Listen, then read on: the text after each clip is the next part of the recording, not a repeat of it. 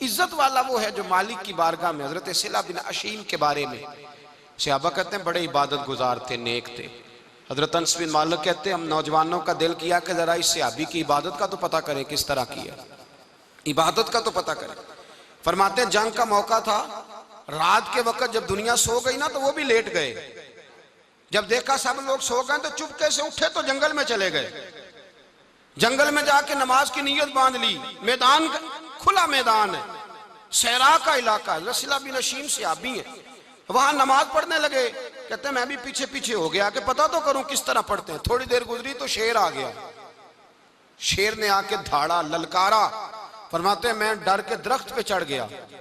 हजरत सिला बिन अशीम ने नमाज का सलाम फेरा, इत्मीनान के साथ शेर से कहने लगे और जा चला जा, कहीं और रिस्क तलाश कर, मैं तो अपने रब की इबादत कर रहा हूं, मैं तो उसकी बारगाह में झुका हुआ हूं, मुझ पर तेरा कब्जा नहीं हो सकता।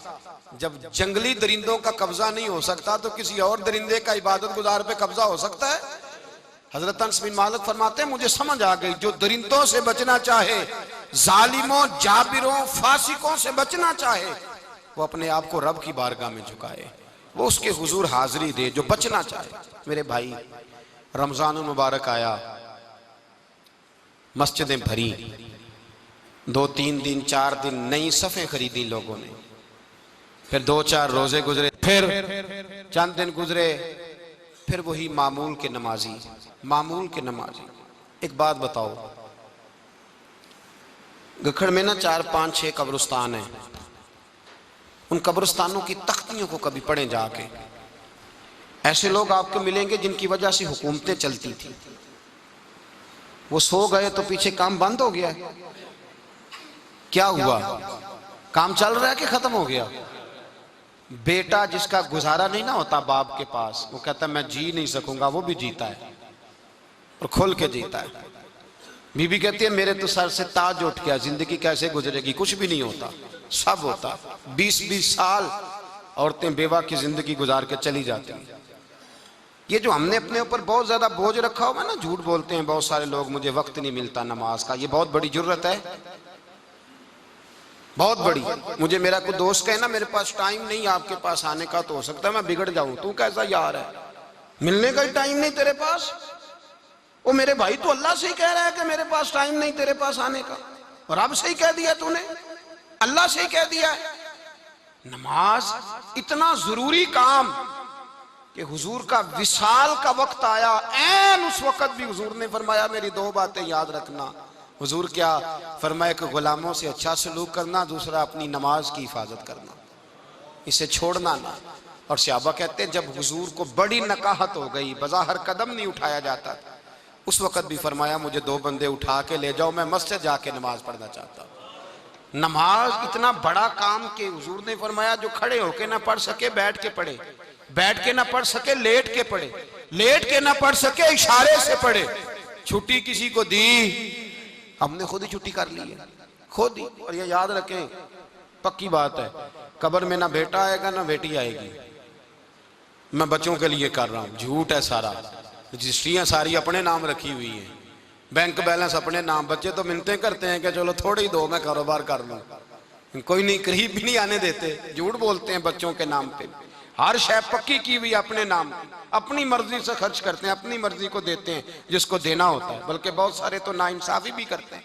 ओ भाई समझ लें इस बात को, परखें, अपने लिए कुछ करके जाएं। अगर खुदा से बंदगी का रिश्ता हो, मौला अली शेर खुदा पता क्या फरमाया करते थे? हजरत अली फरमाया करते थे मैंने तो दुआ की है खुदा बंदा जन्नत में भी नमाज की तौफीक देना। अगर नमाज ना हुई तो जन्नत में दिल कैसे लगेगा, बगैर नमाज की तबीयत कैसे रचेगी? आप यकीन करें नमाज इंसान को बनाती है। नमाज निकाल दी जाए ना तो जिंदगी का हुस्न खत्म हो जाए। लोग टाइम देते हैं 3 बजे का, 4 बजे का, 5 बजे का, लेकिन मजहबी लोग टाइम देते हैं जोर के बाद का, असर के बाद का, फजर के बाद का। मुसलमान की तो तरतीब ही नमाज से शुरू होती है। मेरे नबी पाक अलैहिस्सलातु वस्सलाम, नमाज कब फर्ज हुई? मेराज की रात। कब फर्ज हुई जी? लेकिन हुजूर जब गए ना हरम शरीफ, यहां भी नमाज पढ़ा के गए, लेने जा रहे थे नमाज, लेकिन मस्जिद अक्सा में भी 2 रखते पढ़ा के गए। अभी नमाज आनी थी, हुजूर उससे पहले नमाजें पढ़ा रहे हैं। तो नमाज का तो रिश्ता है, नमाज से तो ताल्लुक है। नमाज हजरत सईद बिन मुसय्यब रदी अल्लाह ताला अन्हु फरमाते, यजीद की फौजों ने जब मदीने पे हमला किया तो उन्होंने घोड़े बांध दिए मस्जिद नबवी में, 3 दिन तक नमाज ना होने दी माज़अल्लाह। फरमाते मैं दीवाना बन के हुजूर की कब्र के पास बैठ गया, मैं दीवाना बन गया कि वो मुझे पागल और दीवाना समझ के छोड़ दे। फरमाते कसम अल्लाह की इज्जत की, जब नमाज का वक़्त आता था हुजूर की कब्र से अजान की आवाज़ आती, कब्र अनवर से जमात कराने की आवाज़ आती थी, कब्र के अंदर से। गोया मेरे मुस्तफ़ा, शायद इसीलिए हुजूर ने 2 गुलामों को साथ रखा है, अजान भी होती रहे जमात भी होती रहे। हुजूर तो अंदर भी जमातें करा रहे हो भाई, वहां भी जमातें हो रही हैं और तू यहाँ नमाज नहीं पढ़ रहा और बहाना बना के खड़ा है बहाना बना के। ना ऐसा कर, रमजान मुबारक का 3रा जुमा है, अशरा शुरू होने वाला है। कोशिश ये करें जो तरावियां छोड़ रहे हैं ना, और मेहरबानी करें आज से शुरू करें, थोड़ा वक्त रह गया, आज से शुरू करें, ताक रातें खुल के इबादत करें।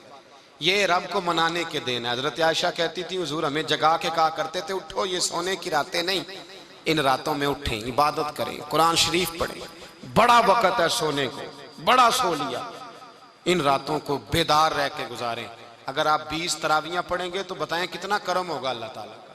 और फिर उसके साथ अगर इस्तिगफार पढ़ें, और इन 10 दिनों का वजीफा ये है, अल्लाहुम्मा इन्नका अफ़ुव्वुन तुहिब्बुल अफ़्व फ़अफ़ु अन्ना या गफूर या गफूर या गफूर। इस वजीफे को ज्यादा जो ये नहीं पढ़ सकते वो सिर्फ इतना पढ़े, अस्तगफिरुल्लाह अस्तगफिरुल्लाह।